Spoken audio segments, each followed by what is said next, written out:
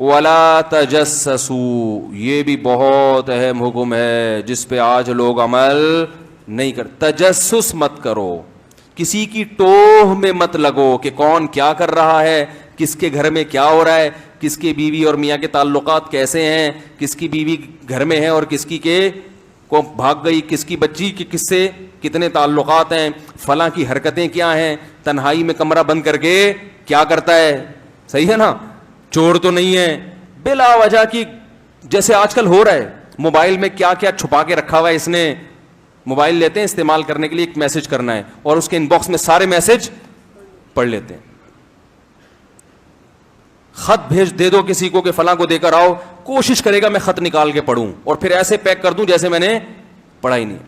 سب دل کے خراب ہونے کی علامت. کسی کی ٹوہ میں لگنے کی آپ کو اجازت نہیں ہے، کسی کے موبائل کے اس سے پوچھے بغیر اس کے ایس ایم ایس پڑھنے کی آپ کو اجازت نہیں ہے. کسی کا لیپ ٹاپ آپ کے پاس ہے، آپ کو اس کے لیپ ٹاپ میں جس کام کے لیے دیا گیا وہ کر سکتے ہیں.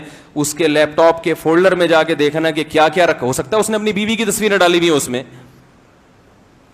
یا چلو گناہ کی بھی ڈالی ہوئی ہیں، تو آپ کو تھوڑی اجازت کہ آپ اس کے گناہ پر مطلع ہوں. آپ کون لگتے ہیں بھائی اس کے کہ آپ جا جا کے اس کے گناہ پر مطلع ہوں. حضرت عمر رضی اللہ تعالیٰ عنہ رات کو کوڑا لے کے نکلتے تھے. ایک دن کہیں آواز آئی تو گھر کے چھت پہ دیکھا، یعنی آواز آئی نا کہیں گانے بجانے یا کوئی ایسے کہ اندازہ ہوا کہ یہاں کوئی گڑبڑ ہو رہی ہے، تو دیوار پہ جھانک کے دیکھا کہ بھئی وہ کچھ موسیقی تھی یا شراب وراب تھا، کیا تھا. حضرت عمر نے فرمایا گرفتار کروں گا ان کو. انہوں نے کہا اے عمر، کیا آپ نے قرآن کی آیت نہیں پڑھی ولا تجسسوا، تجسس مت کرو. حضرت عمر ڈر گئے اور توبہ کی. حضرت عمر تو ایسے تھے جیسے کوئی قرآن کی آیت پڑھتا تھا نا ایک دم پیچھے. انہوں نے فرمایا میری غلطی ہے. کسی کا گناہ سامنے آ جائے حکومت کے، پھر ٹھیک ہے سزا دیں، جا جا کے ٹوہ میں گھسنا کہ کون گھر کے اندر کیا کر رہا ہے. اب آپ گلی میں چکر لگائیں دیکھوں کسی کے گھر میں کیا ہو رہا ہے، مسئلہ تو نہیں ہو رہا. تو آج یہ بہت ہوتا ہے، کسی کو کسی پہ اعتماد ہی نہیں ہے. گھروں میں شوہر کی تحریریں ہیں کوئی پڑی ہوئی ہیں، وہ ڈرتا ہے کہ میری بیوی نہ پڑھ لے ہیں، اور موبائل کہیں رکھ کے نہیں جاتا، اس کو ڈر ہوتا ہے میری بیوی میرے سارے موبائل پڑھ لے گی، دیکھ لے گی. اور بیوی کو ڈر ہوتا ہے کہ ذرا سا میں نے موبائل چھوڑا تو شوہر کیا کرے گا، سارے میرے موبائل کے سارے ایس ایم ایس دیکھ لے گا. بالکل اجازت نہیں ہے. نہ شوہر بیوی کا موبائل چیک کر سکتا ہے اس کی اجازت کے بغیر، اور نہ بیوی شوہر کا موبائل چیک کر سکتی ہے اس کی اجازت کے بغیر. اس میں بسا اوقات بدگمانیاں پھیلتی ہیں.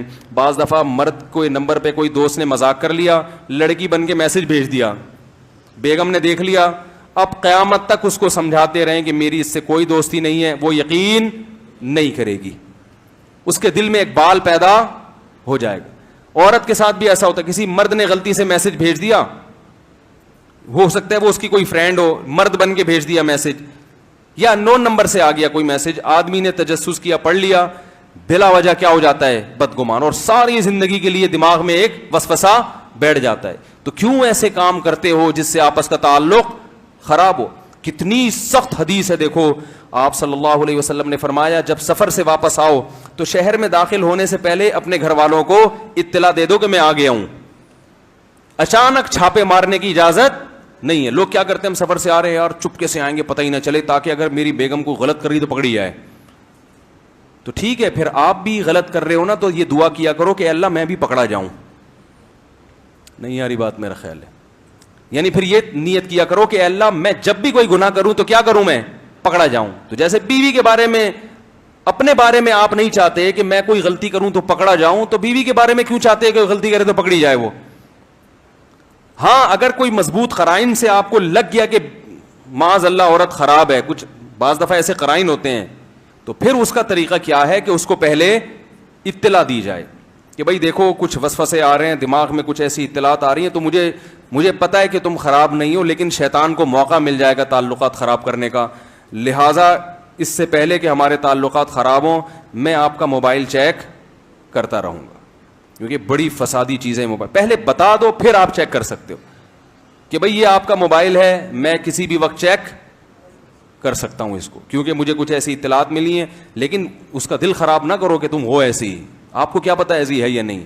جب تک 100% یقین نہ ہو آپ کسی پہ الزام نہیں لگا سکتے. آپ یہ کہہ سکتے ہیں کہ بھائی تم بہت اچھی ہو لیکن دیکھو شیطان جو ہے نا وہ بہت خراب ہے, وہ ہمارے اچھے تعلقات کو خراب کر سکتا ہے. تو شیطان کا راستہ اسی سے بند ہوگا کہ بھائی مجھے آپ اجازت دو کہ میں جب چاہوں آپ کا موبائل, بولو نا بھائی, چیک کر. تو ہمارے نبی نے اچانک چھاپے مارنا. آپ کو بیٹے پہ شبہ ہے کہ کہیں یہ کمرہ بند کر کے انٹرنیٹ پہ بیہودہ فلمیں تو نہیں دیکھتا, آج کل اس طرح کی چیزیں نوجوانوں میں آ گئی ہیں. اب یہ اجازت نہیں ہے کہ آپ ایک دم دروازہ توڑ کے جائیں اور گھسیں, کیا کر رہا ہے بھائی تو, باپ کے لیے بھی جائز نہیں ہے. کیوں کسی کے گناہ پر مطلع ہو رہے ہو؟ آپ تربیت کرنا چاہتے ہو, اس کا طریقہ یہ ہے کہ آپ بیٹے سے بولو بیٹا ہمیں پتہ ہے آپ برے نہیں ہو, آپ کوئی غلط کام نہیں کرتے, لیکن دیکھو یہ انٹرنیٹ بڑی بری چیز ہے.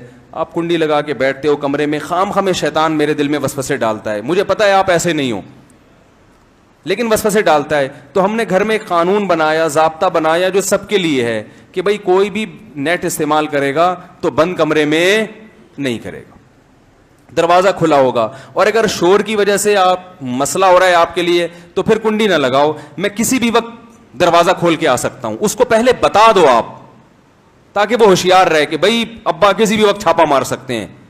اچانک کسی کی برائی, پھر اگر وہ بے وقوف آدمی پھر بھی کر رہا ہے تو پھر تو وہ خود اپنی عزت کا خیال نہیں کر رہا نا. ایک آدمی کو پتا ہے ادھر کیمرہ لگا ہوا ہے اور وہ پھر بھی وہاں بیٹھ کے برائی کر رہا ہے, اس کا مطلب وہ چاہتا ہی نہیں ہے کہ میری عزت ہو اور میری برائی کو لوگ پردہ ڈالیں.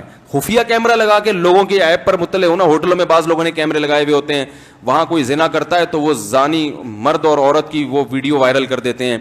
تو بھائی انہوں نے تو جرم کیا, لیکن آپ نے اس کو جو ہمیشہ کے لیے اس کو دنیا کے سامنے ننگا کر دیا, وہ تو مجرم ہے. آپ اس سے بڑے مجرم ہو کہ آپ نے ان کے لیے توبہ کا راستہ ختم کر دیا.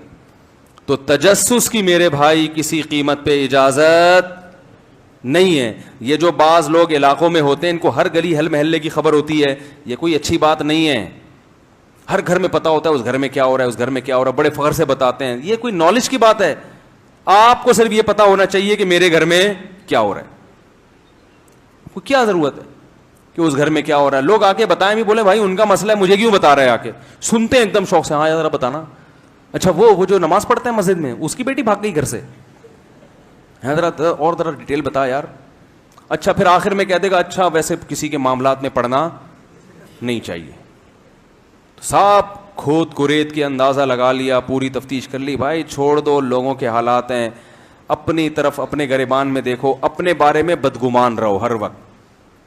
کوئی پوچھے وہ فلاں کیسا ہے, بولے بھائی مجھے تو یہ پتا ہے کہ میں ابھی تک ٹھیک نہیں ہوا, مجھ سے تو میری برائیاں چھوٹ ہی نہیں رہی. ہم نے تو ایسے اپنے اکابر بھی دیکھے ہیں کہ طلبہ اگر سبق یاد نہیں کرتے تھے نا تو وہ کہتے تھے یہ بھی میرا قصور ہے, میرے پڑھانے میں کیا ہے کوتاہی, یہ تو بہت ہی اعلیٰ درجہ ہے. وہ دوسرے کا عیب بھی کس پہ ڈالتے تھے؟ اپنے اوپر, کہ میری غلطی ہے. تبلیغ میں دیکھا نا, ایک دفعہ ہم جماعت میں نکلے ہوئے تھے, وہ اس کو سمجھا رہا ہے, گھنٹہ لگا دیا, وہ پھر بھی نہیں آیا. ٹھیک ہے, لوگ تو ڈھیٹ ہوتے ہیں نا. تو کہنے لگے اصل میں اس کا قصور نہیں, میری دعوت میں کمی ہے, میری دعوت میں اخلاص نہیں ہے, یا میری دعوت میں وہ جان نہیں ہے. تو ہر چیز کس پہ ڈالی جا رہی ہے؟ تب اللہ کی مدد آتی ہے. اللہ متواضع لوگوں کے ساتھ ہے. تجسس کرنا, دوسروں کے معاملات میں گھسنا اور تبصرے کرنا اور چھوٹی چھوٹی باتوں کو بڑھا کے پیش کرنا, ان لوگوں کو اللہ پسند نہیں کرتا.